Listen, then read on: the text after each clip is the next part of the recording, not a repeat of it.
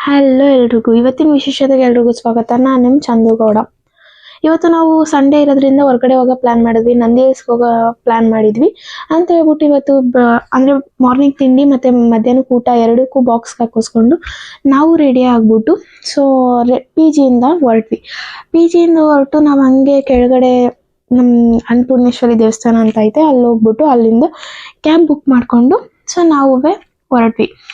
ಹೊರಟು Nandi hills down ಏನೋ reach ಆದ್ವಿ. ಬಟ್ ಆದರೆ ನಂದಿ ಹಿಲ್ಸ್ಗೆ ರೀಚ್ ಆಗೋಷ್ಟಲ್ಲಂತೂ ಸಾಕಾಗೋಯ್ತು. ಹೆವಿ ಟ್ರಾಫಿಕ್ ಇತ್ತು, ಅದರಲ್ಲಿ ಬೇರೆ ವೀಕೆಂಡ್ ಇರೋದ್ರಿಂದ ಫುಲ್ ಟ್ರಾಫಿಕ್ ಇತ್ತು. ಅಲ್ಲೇ ನಮಗೆ 2 hours ವೇಸ್ಟ್ ಆಗೋಯ್ತು. ಆಮೇಲೆ ನಾವಂತೂ ನಂದಿ ಹಿಲ್ಸ್ ರೀಚ್ ಆದ್ವಿ. ರೀಚ್ ಆದಮೇಲೆ ನಾವು ಹಂಗೆ ಸ್ವಲ್ಪ ಸ್ಟೆಪ್ಸ್ ಇತ್ತು ಅಂತೇಳಿ ಸ್ಟೆಪ್ಸ್ ಹತ್ತಿದ್ರೆ ಎಷ್ಟು ವೆಹಿಕಲ್ಸ್ ನಿಂತಿದ್ದೋ ಅಂದರೆ ಎಷ್ಟು ಕೌಂಟ್ ಮಾಡೋಕ್ಕಾಗ್ತಿರಲಿಲ್ಲ, ಅಷ್ಟು ನಿಂತಿದ್ದೋ. ಸರಿ ಅಂತ ಹೇಳ್ಬಿಟ್ಟು ಹಂಗೆ ಮೇಲೆ ಹೋಗ್ಬಿಟ್ಟು ಸನ್ಸೆಟ್ ವ್ಯೂಗೆ ಇನ್ನೂ ಸ್ಟೆಪ್ಸ್ ಹತ್ತಬೇಕಿತ್ತು. ಆ ಸ್ಟೆಪ್ಸ್ ಹತ್ತಷ್ಟರಲ್ಲಂತೂ ಸುಸ್ತಾಗೋಗಿತ್ತು. ಮೇಲೆ ಸನ್ಸೆಟ್ ವ್ಯೂ ಹತ್ರ ಹೋದ್ವಿ.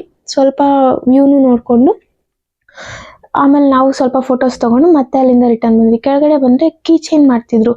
ಏನೋ ಒಂಥರ ಕ್ರಿಯೇಟಿವ್ ಆಗಿತ್ತು, ಚೆನ್ನಾಗಿತ್ತು ಅಂತ ಹೇಳ್ಬಿಟ್ಟು ನಾವೇ ನಮ್ಮ ಕೋಕೋ ಬ್ರೂಚರ್ ನೇಮಲ್ಲಿ ಒಂದು ಕೀ ಚೇಂಜ್ ಮಾಡಿಸ್ಕೊಂಡು ನಾವು ನಂದಿ ಹಿಲ್ಸಿಂದ ಹೊರಟು ಆಮೇಲೆ ಅಲ್ಲೇ ಅಂದರೆ ನಾವು ಮತ್ತೆ ಪಿ ಜಿ ಹತ್ರ ಬಂದಾಗ ಒಂದು ಶಾಪ್ ಇತ್ತು, ಕೊರಿಯನ್ ಕ್ಲಾತಿಂಗ್ ಶಾಪು. ಅಲ್ಲೂ ಶಾಪಿಂಗ್ ಮುಗಿಸ್ಕೊಂಡು ಹೊರಟ್ವಿ.